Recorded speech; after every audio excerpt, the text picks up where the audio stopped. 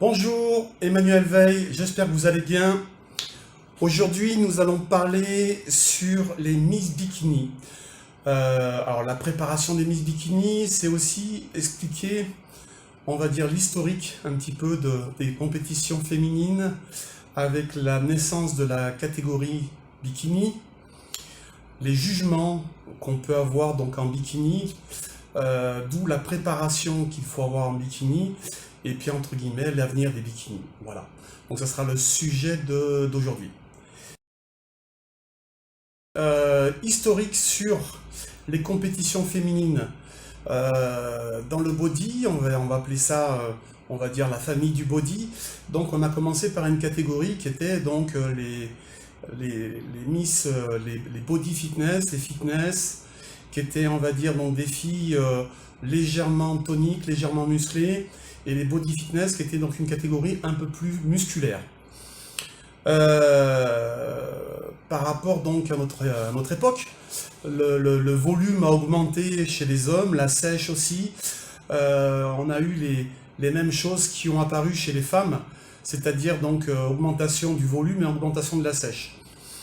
Et les critères de jugement donc se sont déformés au fil du temps et on s'est mis à juger de plus en plus gros et de plus en plus sec pour les femmes comme pour les hommes. Donc on s'est retrouvé avec des catégories qui étaient, on va dire, inaccessibles entre guillemets pour les femmes. Et au fil des années, on a commencé à multiplier les catégories pour faire en sorte qu'on remette une catégorie un peu moins musclée, étant donné qu'on dérapait sur le volume et sur la sèche, qu'elles étaient de plus en plus grosses et de plus en plus sèches, et on était obligé à chaque fois de recréer une nouvelle catégorie pour faire en sorte qu'on se retrouve avec des filles qui soient beaucoup moins musculaires et plus accessibles. Voilà un petit peu, on va dire, pourquoi les bikinis sont apparus sur notre scène. La catégorie bikini répond à, on va dire, un vide au niveau du body, au niveau de ce sport, au niveau des licences, au niveau du nombre de compétitions qu'il y avait dans l'année. Si on regarde bien, le body a eu un gros ralentissement dans les années, on va dire, 2000-2010. Et entre guillemets, il fallait y répondre pour deux choses. La première, pour rendre un sport accessible. Donc ça veut dire que si vous êtes une Miss Bikini, vous n'avez pas besoin d'avoir un gros volume, selon les jugements, on y reviendra. Vous n'avez pas besoin d'avoir une trop grosse sèche. Donc ça veut dire que logiquement, une belle fille, qui est quand même faite pour ça, bien préparée, peut arriver rapidement à... Alors pour moi, rapidement, je vais mettre un petit peu des détails sur mes mots. En 1 an, voire 2 ans, peut, on va dire, faire de la compétition et arriver à des bons niveaux. Mais sans être trop grosse, sans être trop sèche. Donc c'est ce qui était intéressant. Le deuxième volet sur lequel donc les catégories bikini sont nées, c'est sur un plan purement économique. On s'est rendu compte qu'il y avait de moins en moins d'hommes et de femmes qui venaient, on va dire, en compétition de bodybuilding. Il fallait donc y répondre sur l'idée de créer une catégorie qui soit plus accessible et qui permette plus de volume de compétiteurs ou de compétitrices. D'où la catégorie bikini, où on se rend compte donc avec des filles qui se préparent actuellement en 6 mois, 1 an, vous vous retrouvez avec une 50aine de compétitrices, donc une 50aine de personnes qui viennent en plus, avec des accompagnateurs, avec de la famille, donc ça permet justement de remplir les compétitions et de remplir les rangs. Et c'est la même chose pour les men's physiques qui ont rapporté un petit peu ce côté, on va dire, financier et économique dans les compétitions de bodybuilding. Alors à l'inverse des autres compétiteurs, moi je pense que ces catégories ont une identité qui sont intéressantes. Ce qu'il faut, c'est arriver à les garder, c'est ça qui est le plus compliqué. Deuxièmement, elles ont servi justement à redonner une image, on va dire, plus naturelle, plus authentique sur le body, ce qui nous a permis peut-être d'avoir un regard différent et de nous retrouver avec ben justement l'envie de revenir sur le côté old school et de se dire que le body à l'heure actuelle en professionnel avec des 130 kilos, et ben ça fait plus rêver grand monde quoi. Hein. On regarde ça en disant waouh c'est extraordinaire, mais le body des années 80 c'était waouh j'ai envie d'être comme lui. Et maintenant c'est plutôt waouh j'ai vu un bœuf, mais pas forcément envie d'être comme lui. Donc les catégories classiques, puisque c'est le classique, ben, quelque part, est un découlement du men's physique, vient de naître parce que justement, on se rend compte, et grâce au men's classique et grâce au bikini, on s'est rendu compte qu'il y avait plus d'engouement et plus d'envie aux gens de ressembler à des catégories comme ça que de ressembler à, on va dire, à des gros bodybuilders. On va finaliser comme ça. Alors la problématique de la Miss Bikini, c'est les fédérations et les jugements.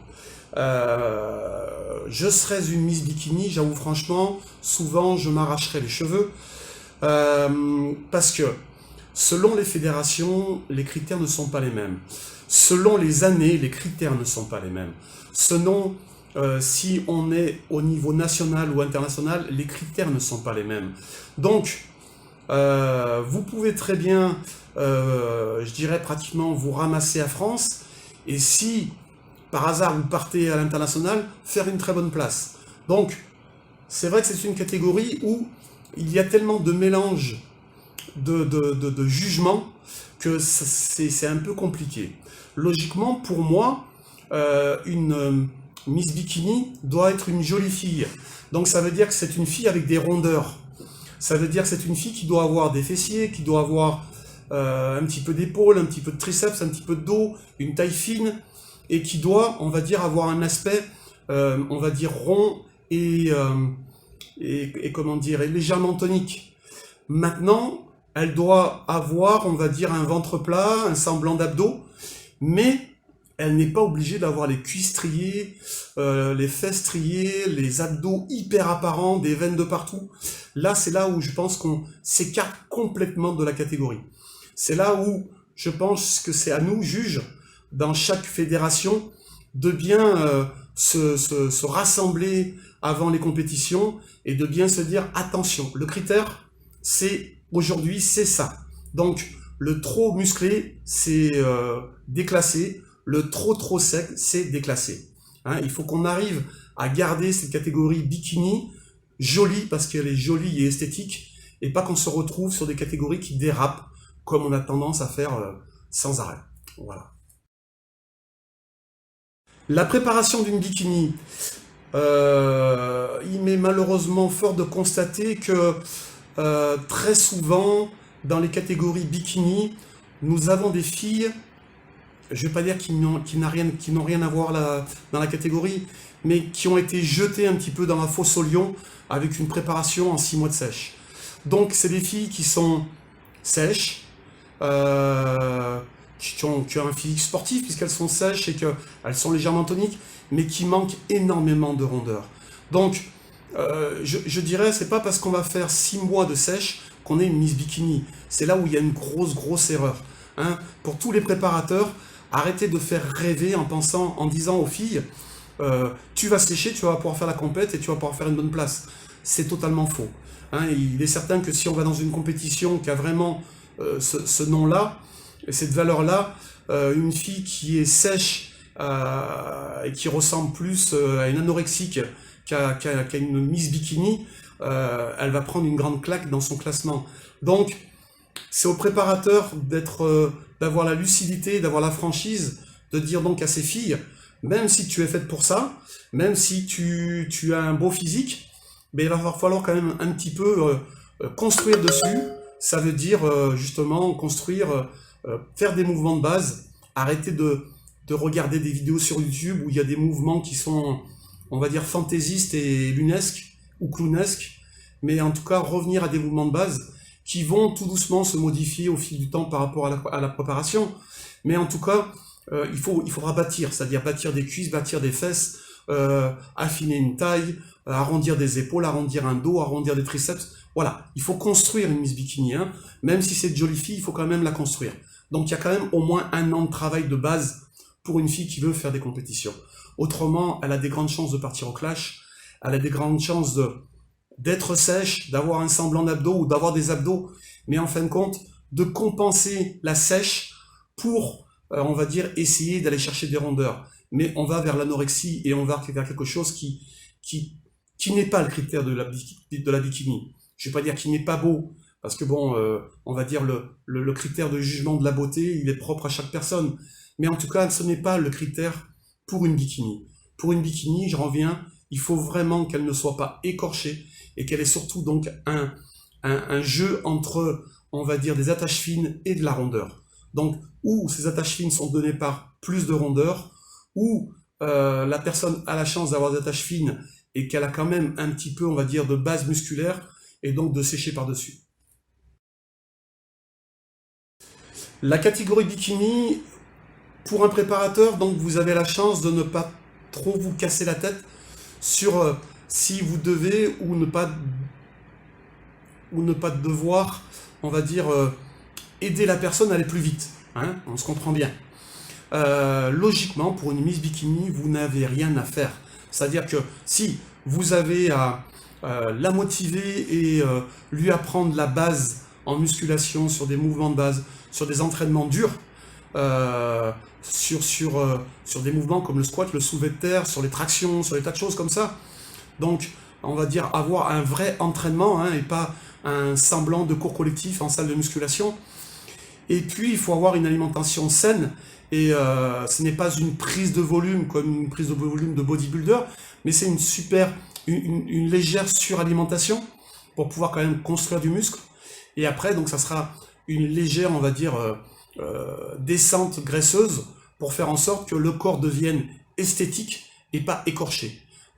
Donc, on a la chance dans cette catégorie de ne pas être obligé de les emmener à un extrême qui fait qu'elles auront des problèmes de, on va dire, déjà pour une femme, de ne plus avoir de règles ou de santé, perte de cheveux ou quoi que ce soit, qui peuvent être dues quelquefois, on va dire, ou à la mauvaise alimentation et la sous-alimentation, ou à, on va dire, certaines aides chimiques.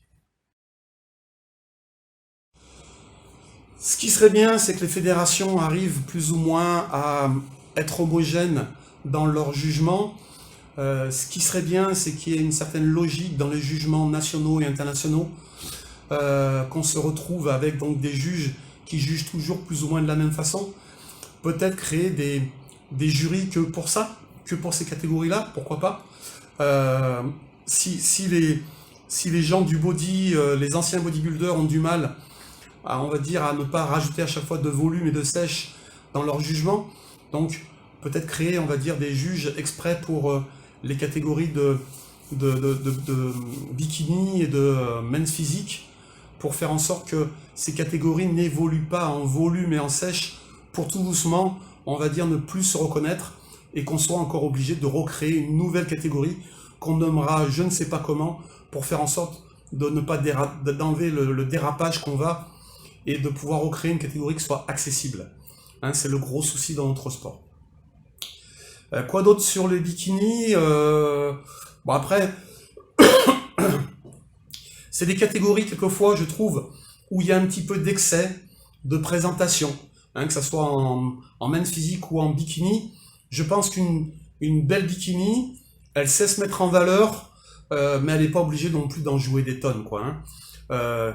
Il y a un minimum de jeu à jouer sur scène parce que ça fait partie de la catégorie, mais on n'est pas non plus dans un excès de coucou je suis là, regardez mes fesses, enfin voilà quoi. Il faut pas que ça devienne vulgaire, il faut que ça reste quand même plus ou moins du sport, de la présentation féminine avec, on va dire, toute son intégrité, et ne pas déraper sur, ou on va dire, du trop hard ou du trop timide, parce que malheureusement, on va dire, une belle bikini qui ne sait pas non plus se montrer aura des grandes chances de louper quelques places au classement. Voilà, donc il faut être prêt, en montant sur scène pour une bikini, de se dire, il faut que j'en joue un petit peu. il faut que je joue un petit peu à la séduction avec les juges. Voilà ce que je voulais ramener un petit peu sur cette catégorie. C'est une catégorie où j'ai pas mal de gens, enfin de filles que je suis. J'ai la chance d'avoir donc une championne de France et puis des filles qui ont des niveaux nationaux et internationaux. Je suis partisan pour faire en sorte que on reste dans des critères, quitte quelquefois à perdre un peu de classement. Alors je sais que c'est pas marrant de se dire je vais pas faire première parce que je suis pas écorché, mais je pense que l'important c'est que l'athlète arrive à garder sa personnalité et qu'elle veuille rester une belle femme et pas, on va dire, une athlète déformée.